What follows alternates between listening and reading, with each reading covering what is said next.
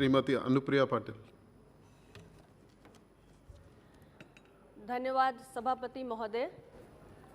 मैं अपनी पार्टी अपना दल की ओर से सरकार द्वारा पेश किए गए 127वें संविधान संशोधन विधेयक का समर्थन करती हूँ। मेरी पार्टी अपना दल ने अपने स्थापना वर्ष सन 1995 से ही पार्टी संस्थापक यशाकाई डॉक्टर सोनेलाल पटेल जी के नेतृत्व में सामाजिक न्याय की विचारधारा को प्रबलता से आगे बढ़ाने के लिए संघर्ष किया है।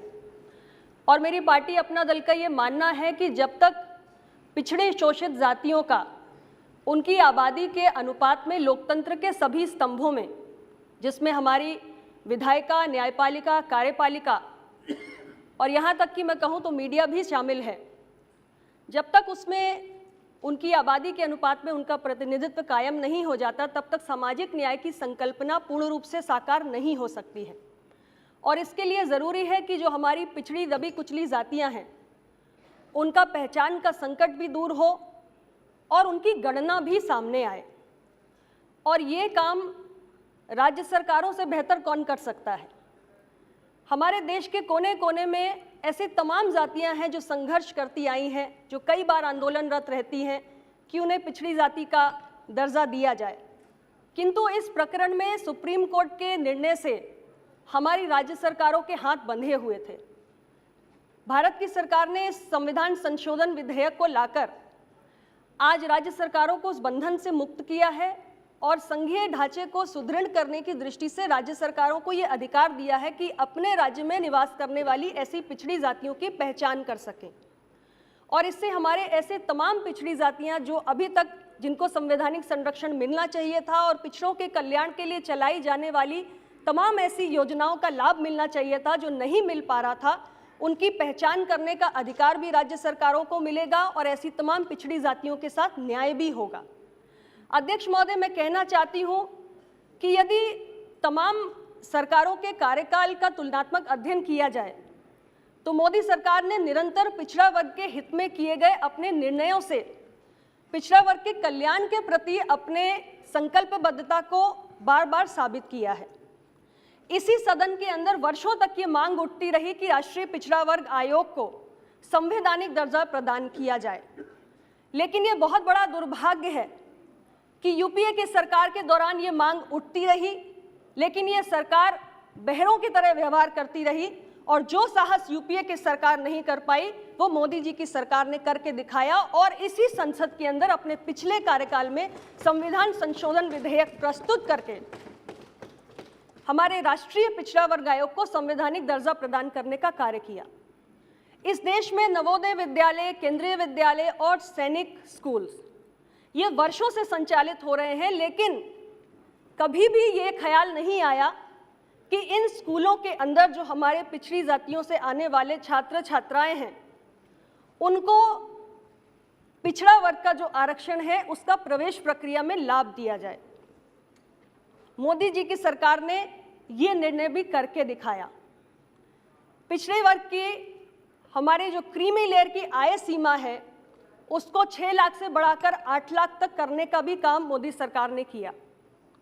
और यदि मैं हालिया निर्णय की बात करूं तो पिछले कई वर्षों से निरंतर हमारी जो मेडिकल की नीट परीक्षा में एमबीबीएस और पीजी के एडमिशन्स होते हैं उसमें हर वर्ष पिछड़े वर्ग के हमारे छात्रों का, अभ्यर्थियों का हजारों सीटों का नुकसान हो रहा था, क्योंकि ऑल इंडिया कोटा में नीट के अंतर्गत जो हमारा ओबीसी कोटा था वो लागू नहीं था।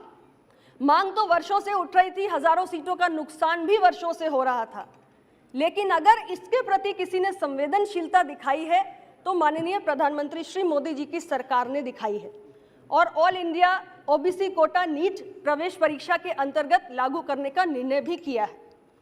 लेकिन दूसरी तरफ यूपीए सरकार का भी इतिहास हम खंगालें तो इसमें हमें शुरुआत में ही देखने को मिलता है कि किस प्रकार जब सबसे बड़ा निर्णय 90 के दशक में कहूं कि पहला निर्णय मंडल आयोग के रिपोर्ट को लागू करने का हुआ था तो इतिहास के पन्नों में दर्ज है कि कांग्रेस की सरकार ने, कांग्रेस के नेतृत्व ने उसका विरोध किया था। और ऐसी कोई उपलब्धि नहीं है पिछड़ों के हक में जिसे कांग्रेस की सरकार गिना सकती है। तो इसलिए जहां तक पिछड़ों के प्रति प्रतिबद्धता का सवाल है मोदी सरकार ने बहुत सारे ऐसे निर्णय किए हैं। आज जो 127वां संविधान संशोधन विधेयक लाया गया है, इसी दृष्टि से लाया गया है। मैं इसका स्वागत भी करती हूं और अपनी पार्टी की ओर से, अपना दल की ओर से मैं ये उम्मीद भी करती हूं कि भविष्य में भी इस प्रकार के और निर्णय सरकार करेगी। ये समय की आवश्यकता है, देश की ज़रूरत है कि जब 90 के दशक में मंडल कमीशन आया था तो कहा था कि पिछड़ों की आबादी 54% है, लेकिन आज इतने वर्षों में पिछड़ों की असली गिनती क्या है ये पता नहीं चल पाया। देश के कोने कोने में पिछड़ी जातियों की ये मांग है कि आखिर पिछड़ी जाति की आबादी इतने वर्षों में, आज़ादी के 70 वर्ष बाद कितनी हो चुकी है, ये हम सबको पता होना चाहिए। और ये ज़रूरी भी है, अगर हम तमाम सरकारी योजनाओं का लाभ पिछड़ी जातियों तक पहुंचाना चाहते हैं, अगर हम ये चाहते हैं कि हमारी पिछड़ी जातियों का प्रतिनिधित्व पर्याप्त संख्या में हो, तो आखिर उनकी आबादी क्या है, उनकी गिनती क्या है, ये जान लेना बहुत आवश्यक है। मैं अपनी पार्टी, अपना दल की ओर से ये उम्मीद भी यहाँ पर जाहिर करती हूँ कि हमारी एनडीए की सरकार, माननीय प्रधानमंत्री जी के नेतृत्व में चलने वाली सरकार आने वाले समय में जो हमारी वर्ष 2021 में जनगणना होने जा रही है, उसमें ओबीसी की गिनती कराने के प्रस्ताव पर भी गंभीरतापूर्वक विचार करेगी। मैं फिर दोहराऊंगी कि ये समय की आवश्यकता है, देश को इसकी ज़रूरत है। हमारी संख्या कितनी है, ये देश की पिछड़ी जातियों को जानने का अधिकार है। जब हमारी संख्या स्पष्ट होगी तभी हम इन जातियों के साथ न्याय भी कर पाएंगे। इन्हीं शब्दों के साथ पुनः मैं 127वें संविधान संशोधन विधेयक का समर्थन करते हुए अपनी बात को समाप्त करती हूँ। बहुत बहुत धन्यवाद।